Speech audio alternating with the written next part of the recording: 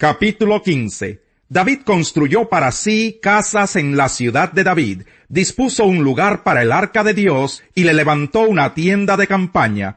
Luego dijo, solo los levitas pueden transportar el arca de Dios, pues el Señor los eligió a ellos para este oficio y para que le sirvan por siempre. Después David congregó a todo Israel en Jerusalén para trasladar el arca del Señor al lugar que había dispuesto para ella. También reunió a los descendientes de Aarón y a los levitas. Convocó a los siguientes: de los descendientes de Coat, a su jefe Uriel y a sus parientes, 120 en total.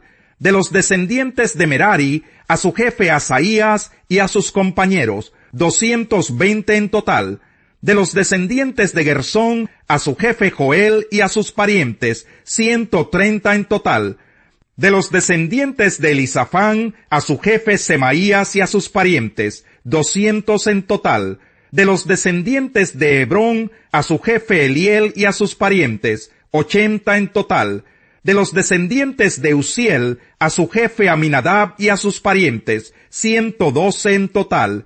Luego David llamó a los sacerdotes Sadoc y Abiatar, y a los levitas Uriel, Asaías, Joel, Semaías, Eliel y Aminadab, y les dijo: como ustedes son los jefes de las familias patriarcales de los levitas, purifíquense y purifiquen a sus parientes, para que puedan traer el arca del Señor Dios de Israel, al lugar que he dispuesto para ella. La primera vez ustedes no la transportaron, ni nosotros consultamos al Señor nuestro Dios, como está establecido. Por eso Él se enfureció contra nosotros. Entonces los sacerdotes y los levitas se purificaron para transportar el arca del Señor, Dios de Israel. Luego los descendientes de los levitas, valiéndose de las varas, llevaron el arca de Dios sobre sus hombros, tal como el Señor lo había ordenado por medio de Moisés. David les ordenó a los jefes de los levitas que nombraran cantores de entre sus parientes para que entonaran alegres cantos al son de arpas, liras y címbalos. Los levitas nombraron a Emán, hijo de Joel, a su pariente Asaf, hijo de Berequías, y a Etán, hijo de Cusaías, de los descendientes de Merari. Junto con ellos nombraron a sus parientes que les seguían en rango y que se desempeñaban como porteros: Zacarías, hijo de Jaziel, Semiramot, Jehiel, Uni, Eliab, Benaías, Maseías, Matatías, Elifeleo, Mignías, Obed-edom y Jehiel. Los cantores Emán, Asaf y Etán tocaban los címbalos de bronce. Zacarías, Asiel, Semiramot, Jehiel, Uni, Eliab, Maseías y Benaías tenían arpas de tono agudo.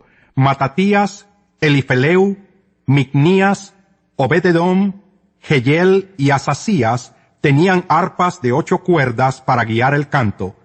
Kenanías, jefe de los levitas, como experto que era, dirigía el canto. Berequías y Elcaná eran porteros del arca.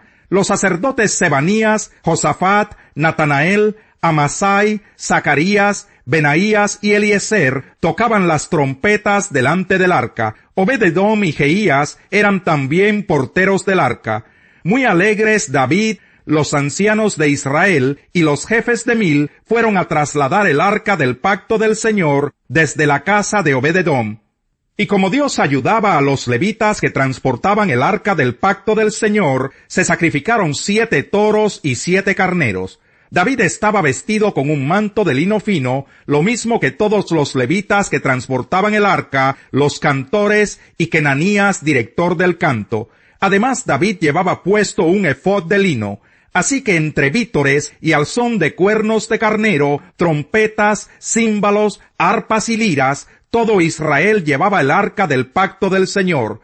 Sucedió que al entrar el arca del pacto del Señor a la ciudad de David, Mical, la hija de Saúl, se asomó a la ventana, y cuando vio que el rey David saltaba y danzaba con alegría, sintió por él un profundo desprecio. Capítulo 16. El arca de Dios fue llevada a la tienda de campaña que David le había preparado. Allí la instalaron y luego presentaron holocaustos y sacrificios de comunión en presencia de Dios. Después de ofrecer los holocaustos y los sacrificios de comunión, David bendijo al pueblo en el nombre del Señor y dio a cada israelita, tanto a hombres como a mujeres, una porción de pan, una torta de dátiles y una torta de pasas. David puso a algunos levitas a cargo del arca del Señor para que ministraran, dieran gracias y alabaran al Señor Dios de Israel. Los nombrados fueron Asaf el primero, Zacarías el segundo, luego Jehiel, Semiramot, Jehiel, Matatías, Eliab, Benaías, Obed-edom y Jehiel, los cuales tenían arpas y liras. Asaf tocaba los címbalos. Los sacerdotes Benaías y Jaasiel tocaban continuamente las trompetas delante del arca del pacto del Señor. Ese mismo día, David ordenó por primera vez que Asaf y sus compañeros fueran los encargados de esta alabanza al Señor. Alaben al Señor, proclamen su nombre, testifiquen de sus proezas entre los pueblos, cántenle salmos, hablen de sus maravillosas obras, gloríense en su nombre santo, alégrense de veras los que buscan al Señor, refúgiense en el Señor y en su fuerza, busquen siempre su presencia, recuerden las maravillas que ha realizado, los prodigios y los juicios que ha emitido, descendientes de Israel su siervo, hijos de Jacob sus elegidos, el Señor es nuestro Dios, sus juicios rigen en toda la tierra, Él se acuerda siempre de su pacto, de la palabra que dio a 1000 generaciones, del pacto que hizo con Abraham, y del juramento que le hizo a Isaac, que confirmó como estatuto para Jacob, como pacto eterno para Israel. A ti te daré la tierra de Canaán como la herencia que te corresponde, cuando apenas eran un puñado de vivientes, unos cuantos extranjeros en la tierra, cuando iban de nación en nación y pasaban de reino en reino, Dios no permitió que los oprimieran. Por amor a ellos, advirtió a los reyes: no toquen a mis ungidos, no maltraten a mis profetas, que toda la tierra cante al Señor, proclamen su salvación cada día, anuncien su gloria entre las naciones y sus maravillas a todos los pueblos, porque el Señor es grande y digno de toda alabanza, más temible que todos los dioses. Nada son los dioses de los pueblos, pero el Señor fue quien hizo los cielos. Esplendor y majestad hay en su presencia, poder y alegría hay en su santuario. Tributen al Señor, familias de los pueblos, tributen al Señor la gloria y el poder, tributen al Señor la gloria que corresponde a su nombre, preséntense ante Él con ofrendas, adoren al Señor en su hermoso santuario, que tiemble ante Él toda la tierra. Él afirmó el mundo, y éste no se moverá. Alégrense los cielos, y regocíjese la tierra. Digan las naciones: el Señor reina. Que resuene el mar y todo cuanto contiene, que salte de alegría el campo y lo que hay en él, que los árboles del campo canten de gozo ante el Señor, porque Él ha venido a juzgar a la tierra. Alaben al Señor, porque Él es bueno, y su gran amor perdura para siempre. Díganle: sálvanos, oh Dios, Salvador nuestro, reúnenos y líbranos de entre los paganos, y alabaremos tu santo nombre, y nos regocijaremos en tu alabanza. Bendito sea el Señor, Dios de Israel, desde siempre y para siempre.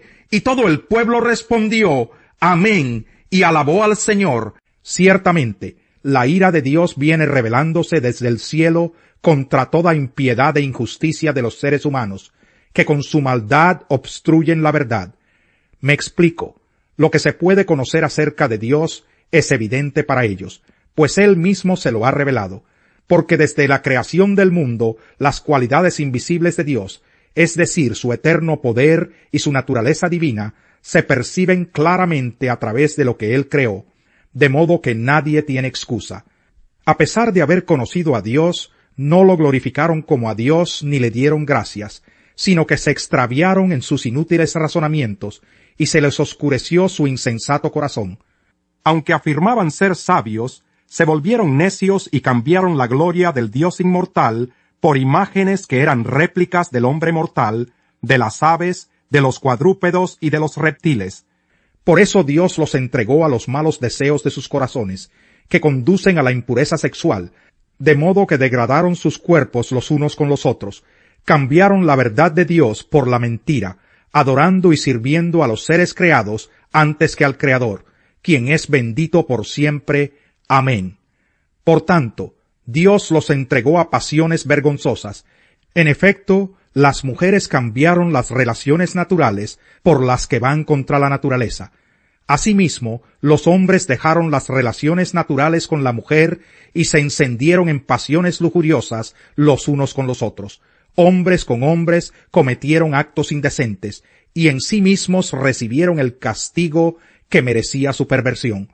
Además, como estimaron que no valía la pena tomar en cuenta el conocimiento de Dios, Él a su vez los entregó a la depravación mental para que hicieran lo que no debían hacer.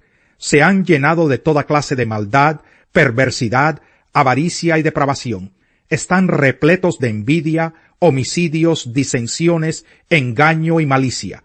Son chismosos, calumniadores, enemigos de Dios, insolentes, soberbios y arrogantes.